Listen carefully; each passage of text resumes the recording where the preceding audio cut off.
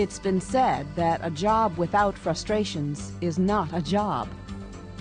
All workers will face occasional frustrations on the job, but it's also true that most workers enjoy a good challenge and the satisfaction that comes with mastering a job. Challenging work motivates us to learn new skills and perform to our potential. But what happens when job demands become excessive, when pressure builds and healthy challenge is replaced by frustration and exhaustion? Stress takes over. It can become a daily threat to health and well-being. Stress increases the risk of illness, injury, and job burnout. And unlike other occupational hazards, nearly the entire working population can be affected. Most studies show that 1/4 to 1/3 of today's workers report high levels of stress at work.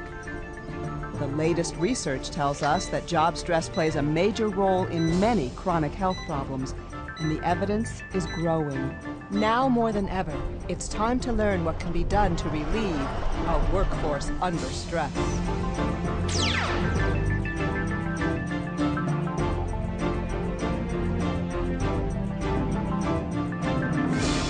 Hello, I'm Ann Reskin for the National Institute for Occupational Safety and Health. Fortunately, for those of us who work for a living, research on job stress has expanded greatly in recent years. Such research has been furthered by a relatively new field of study known as occupational health psychology. Even so, confusion still remains about the causes and effects of job stress and how to prevent it. For example, there's the question of whether stress is a product of poor coping skills or the work environment itself. We'll be taking a look at this issue, as well as the physical and psychological effects of job stress. And we'll discuss some practical methods to minimize this growing occupational hazard and help ensure a healthy and productive workforce. Clinically speaking, job stress is a set of harmful physical and psychological responses that occur when the requirements of the job do not match the capabilities, resources, or needs of the worker. The response to stressful conditions is triggered by the brain, which prepares the body for defensive action. Signals are sent to the body to sharpen the senses, increase pulse, deepen respiration, and tense the muscles. This response is pre-programmed biologically and is known as the fight or flight response. Occasional episodes of stress are normal and pose little danger because the body returns to equilibrium after the stress passes. But when stressful situations persist, the body is kept in a constant state of activation. This prolonged response results in fatigue or damage to the body. It can no longer repair and defend itself as before. As a result, the risk of disease and injury escalates. In fact, healthcare expenditures are nearly 50% greater for workers who report high levels of stress.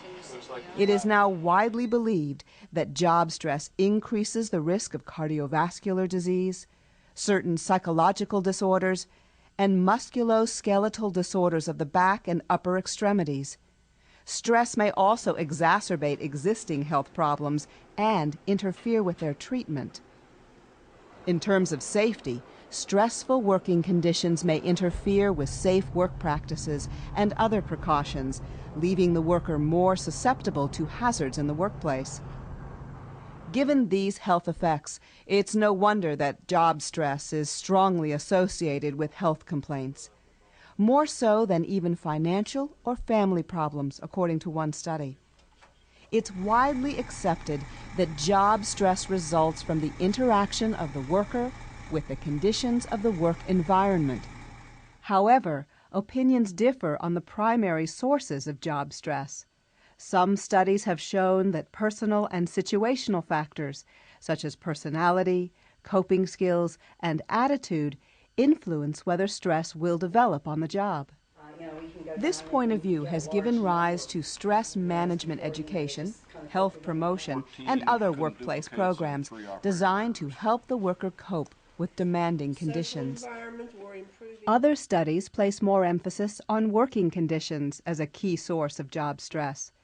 Because evidence suggests that certain working conditions, such as heavy workload demands, are stressful to most types of people most of the time, NIOSH believes the first line of defense against job stress is to design jobs in a way that avoids these conditions. Thus, the NIOSH model of job stress looks like this. Stressful working conditions lead to risk of injury and illness. Conditions that commonly lead to stress include unrealistic deadlines and workloads, lack of control over the working environment, lack of supervisory support, and poorly defined work roles. The effects of stressful conditions can be modified by certain personal and situational factors. As illustrated, some personal and situational factors can reduce the impact of stressful conditions on safety and health. These factors may include a balance between work and personal life, supportive coworkers, and a relaxed and positive outlook. On the other hand, personal and situational factors can also intensify the effect of stressful conditions, thereby increasing the risk of stress-related health problems. For example, family problems or unhealthy behaviors such as inadequate sleep, diet, or physical activity. Nearly half of all large companies provide some type of stress management training to their employees. These programs usually teach workers about the causes and effects of stress and skills such as time management and relaxation.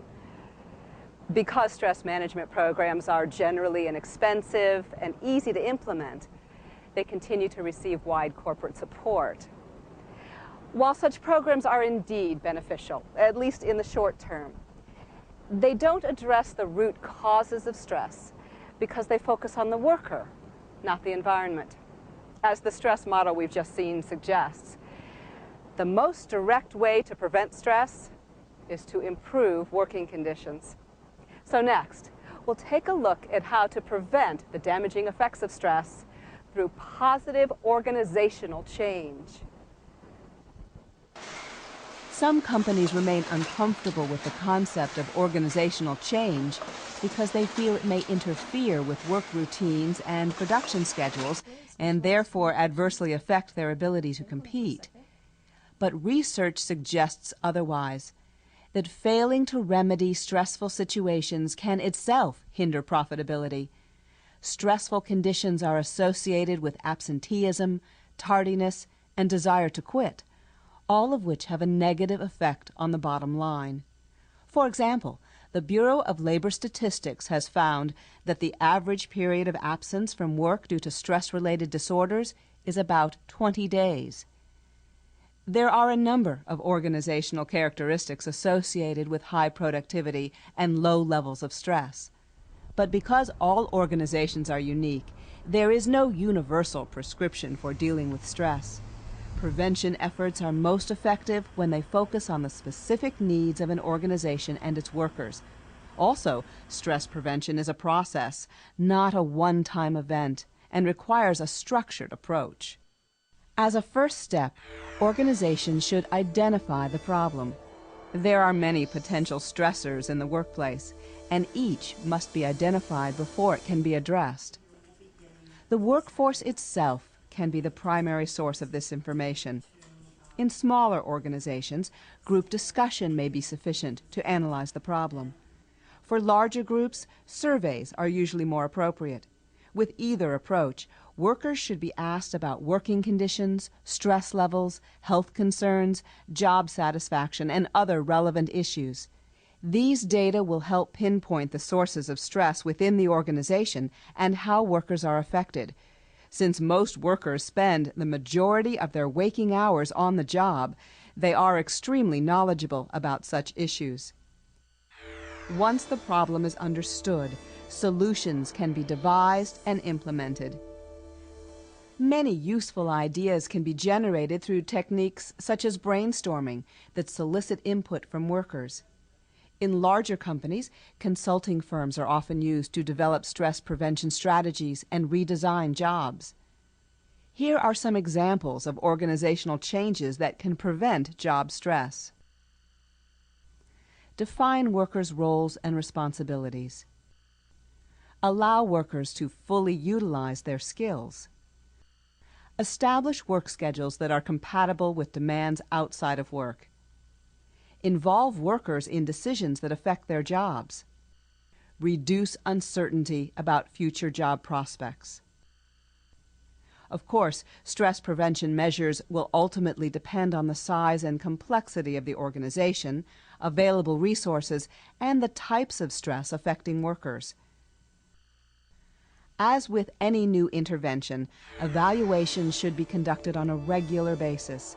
Again, there is no universal prescription for job stress prevention, and evaluations are necessary to ensure desired outcomes are being achieved.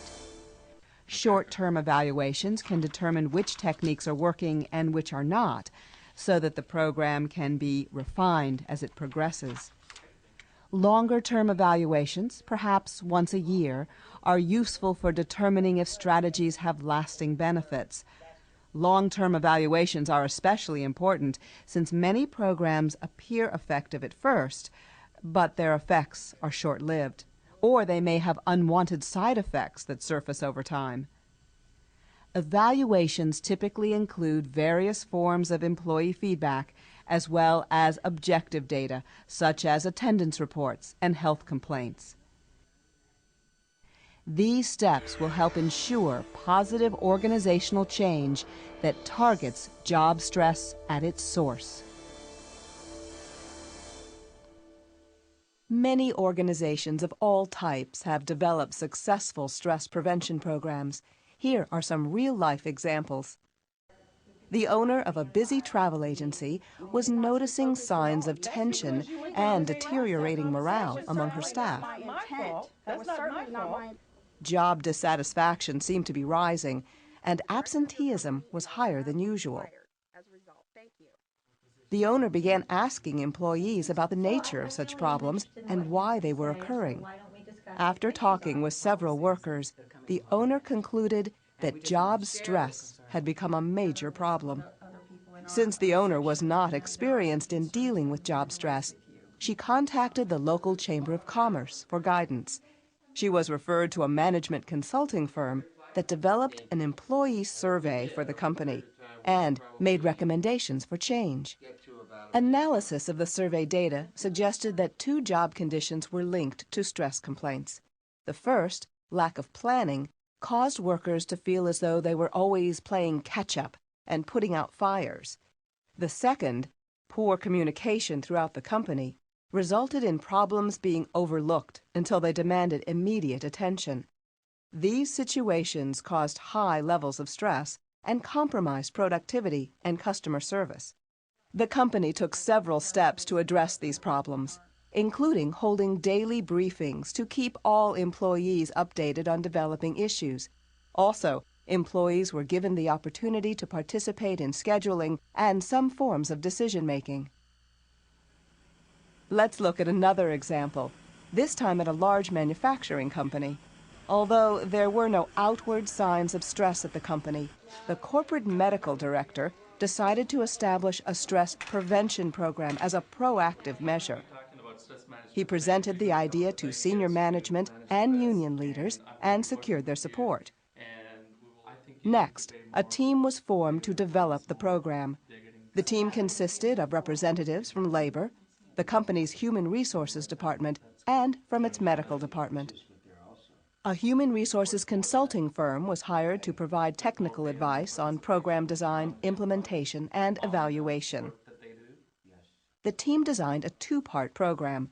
One part focused on management practices and working conditions that could lead to stress, and the other focused on individual health and well-being. On the management and working conditions side, the team added questions about job stress to the existing employee opinion survey. The survey data was used to identify stressors and suggest ways of improving operations. On the health and well-being side, the company held 12 weekly training sessions for workers and managers on stress management and healthier living. The team followed up on the program with quarterly surveys of working conditions and stress-related symptoms. Nearly all available research on job stress supports the same conclusion. Stressful working conditions are unhealthy and counterproductive. The consequences of job stress, from high turnover and low morale to greater risk of illness and injury, are damaging to the organization and to the individual. Even though they may be invisible, psychological and organizational hazards can be pervasive and are just as serious as many of the physical hazards that have been regulated for years. As we continue to move into a service and knowledge economy, quality of work life will become more important than ever. But we're also in a better position to deal with job stress than we were even a few years ago. Now that the problem is so much better understood, organizations can make significant strides toward comprehensive wellness in the workplace, which is no small accomplishment. After all, isn't it in the best interest of any company to protect its most valuable assets? I'm Ann Raskin. Thank you for watching.